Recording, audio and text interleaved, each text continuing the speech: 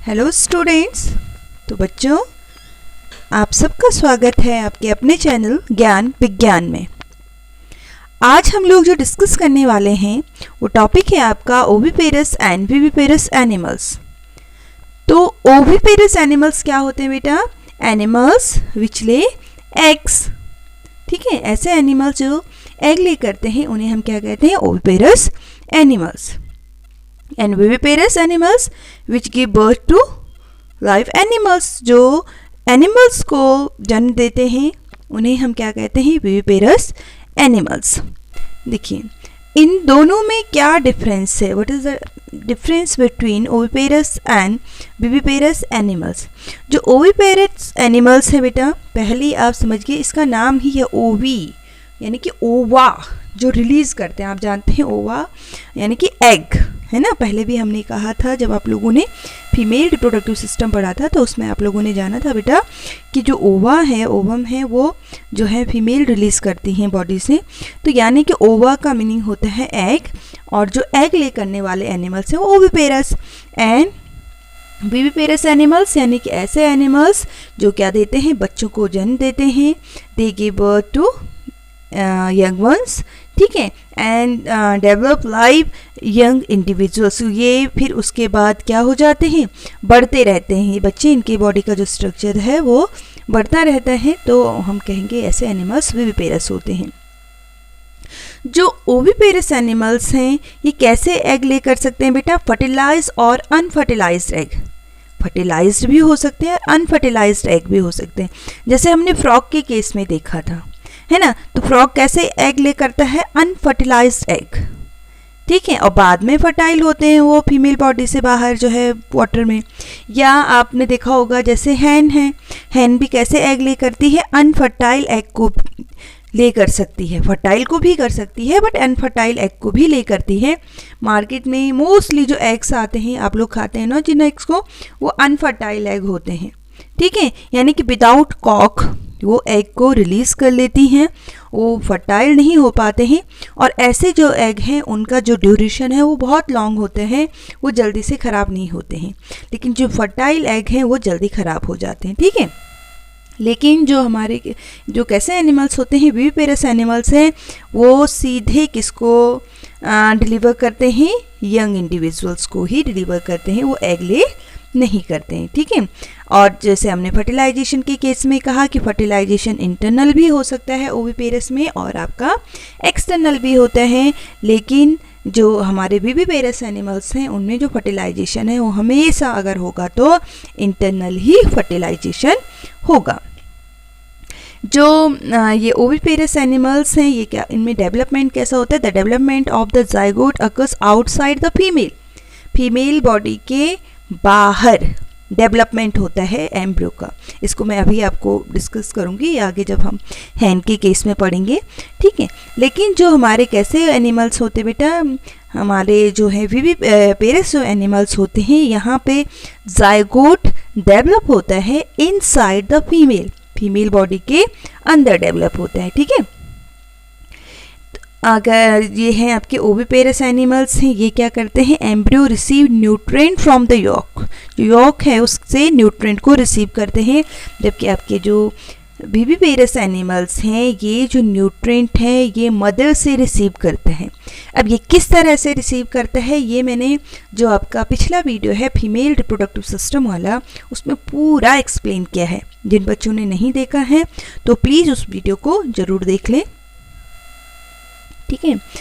तो जो अगला जो डिफरेंस है इनमें, जो हमारे ओविपेरस एनिमल्स हैं उनके जो सर्वाइवल के चांसेस हैं वो कम होते हैं। The chances of survival are less. जबकि आपके जो क्या हैं विविपेरस एनिमल्स हैं, the chances of survival are more. Example दोनों में आप जान सकते हैं कि ओविपेरस एनिमल्स यानी जो एग ले करते हैं क्या हो सकते हैं इसके एग्जाम्पल? बहुत सारे आपके रेप्टाइल्स हो गए, एम्फीबियंस हो गए, बर्ड्स हो गए, फिश हो गए, इंसेक्ट्स हो गए।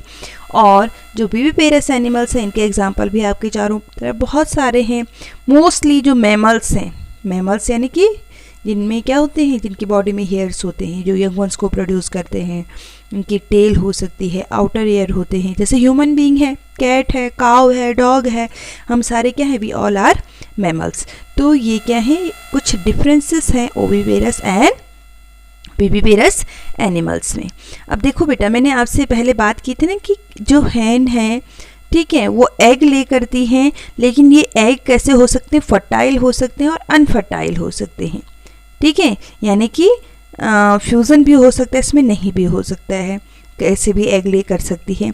और दूसरा हमने कहा था कि जो ये न्यूट्रिशन है, जो ये एम्ब्रियो है, जब ये डेवलप होता है तो nutrition outside the mother body, yolk से ये जो है न्यूट्रिशन लेता है, लेकिन जो हम लोग विविपेरस एनिमल्स होते हैं वो न्यूट्रिशन मदर बॉडी से लेते हैं। तो अभी यहाँ पे हम हैन का केस डिस्कस करेंगे कि किस तरह से जो है ये डेवलप होता है। देखो बेटा, अगर फर्टिलाइजेशन हो जाता, after fertilisation take place inside the body of the hen, the fertilised egg divide rapidly to form embryo which travels down the oviduct। अभी आपको यहाँ पे मैं दिखाती हूँ उसका पूरा जो सिस्टम है, देखिए आप, ठीक है। आफ्टर जो फर्टिलाइजेशन है, आप यहाँ पे देख रहे हैं, जो एग है ये क्या हो जाता है बेटा, ये ट्रेवल डाउन, नीचे की ओर आ रहा है।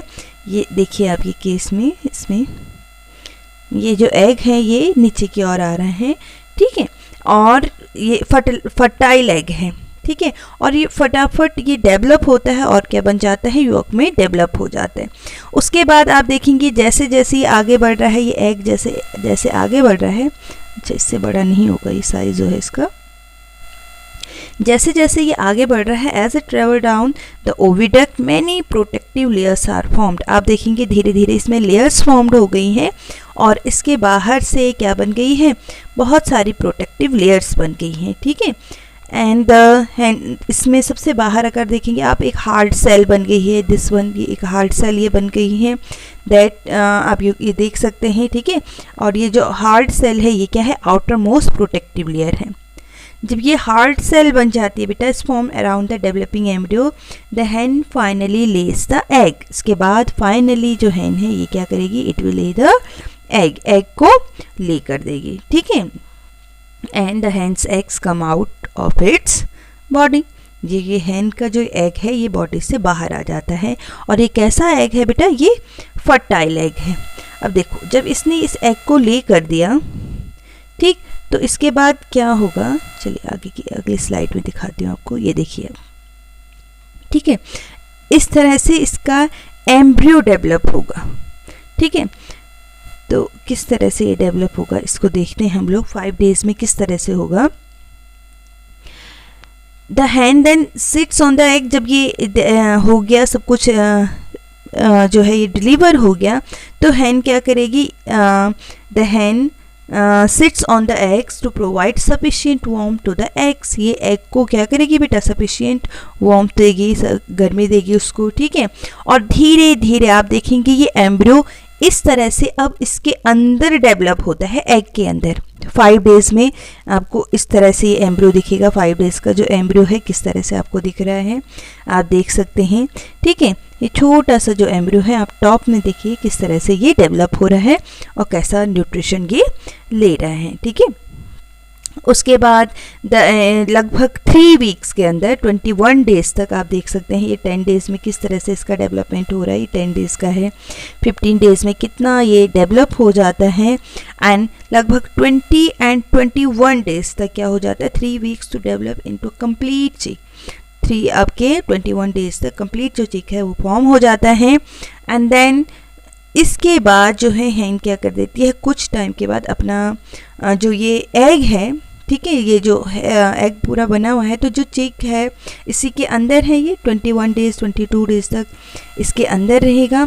एंड देन क्या हो जाएगा, जब ये पूरी तरह से डेवलप हो जाएगा, after the chick is completely develop, the egg shell breaks open automatically. ये एग सेल ब्रेक हो जाएगी, खुद ही खुल जाएगी, and the chick comes out of it. इसके बाद जो है जो चिक है वो इससे बाहर आ जाएगा, है ना।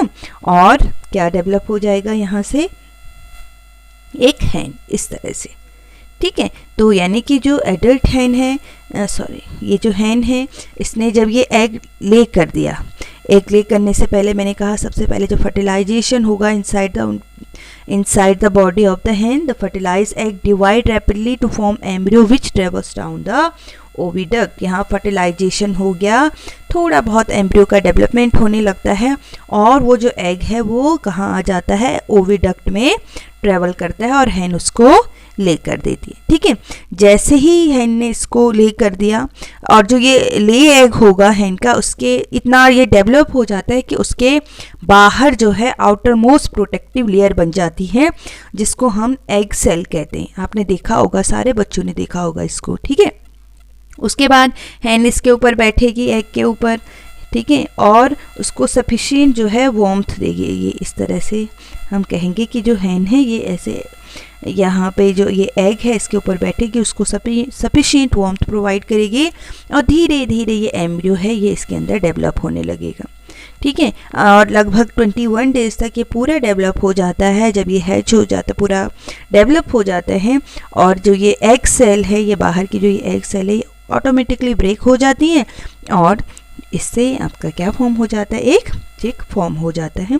इस तरह से जो है हैन है ये डेवलप होते हैं। तो आपने देखा बेटा, जो ये हैन है इसकी लाइफ में स्टेजेस आई नहीं, पहले एग था ये, फिर इस तरह से ये एग था, फिर ये एम्ब्रियो, और इस तरह से अलग, यानी कि इसकी बॉडी का स्ट्रक्चर चेंज हुआ कम से कम एग से। और ये चिक के जो स्ट्रक्चर है इसमें बहुत क्या है, आप देख सकते हैं बहुत डिफरेंस है दोनों में। ऐसे ही बहुत सारे एनिमल्स हैं जिनकी लाइफ में अलग अलग स्टेजेस आती हैं। ठीक है, क्या है, बहुत सारे एनिमल्स हैं जिनकी लाइफ में क्या आती हैं, अलग अलग स्टेजेस आती हैं। और ये जो स्टेजेस हैं बच्चों, इन्हें हम कहते हैं मेटामॉर्फोसिस। क्या कहा जाता है इसको, मेटामॉर्फोसिस। ठीक है, तो क्या है, what is the metamorphosis? The process of transformation from an immature form of an animal like larva to its adult form in 2 or more distinct stages is called metamorphosis। यानी कि कोई एनिमल जब वो इमेच्योर फॉर्म होता है, ठीक है, और वहाँ से मैच्योर होने तक उसकी लाइफ में कई सारे स्टेजेस आती हैं, यानी उसकी बॉडी का पूरा स्ट्रक्चर चेंज हो जाता है। तो हम उसको कहते हैं क्या, ये जो प्रोसेस है उसे क्या कहा जाता है बेटा, मेटामॉर्फोसिस। आप यहाँ पे फ्रॉग के केस में देखो फ्रॉग पहले एग ले करता है ना, उसके बाद इससे क्या बनता है, टैडपोल बनता है। तो देखो एग का स्ट्रक्चर कैसा है, फिर टैडपोल का कैसा है, और फिर उसके बाद इस तरह से एक छोटा सा टैडपोल से और फ्रॉग बनने में तो आप देखेंगे बिल्कुल चेंज हो जाता है। जो टैडपोल होता है उसमें गिल्स होते हैं, जो फ्रॉग होता है उसमें क्या होते हैं, लंग्स होते हैं। कितना स्ट्रक्चर चेंज हो गया है कि नहीं, तो पूरा स्ट्रक्चर चेंज हो जाता है।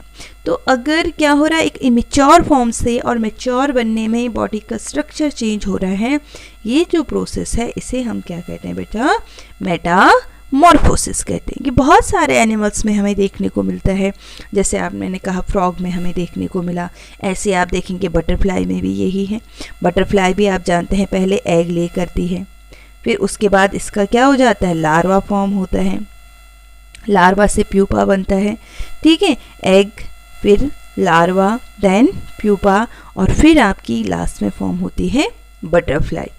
तो ये जो स्टेजेस हैं, जो ये अलग अलग स्टेजेस आ रही हैं इसकी लाइफ में, तो हम इसे क्या कहेंगे, दैट इज कॉल्ड मेटामॉर्फोसिस। यानी मैंने कहा the process of transformation from an immature form of an animal like larva to its adult form in 2 or more distinct stages called metamorphosis. यानी कि एक एनिमल की लाइफ में जब अलग अलग स्टेजेस आती हैं, ठीक, तो उसे हम क्या कहते हैं, मेटामॉर्फोसिस।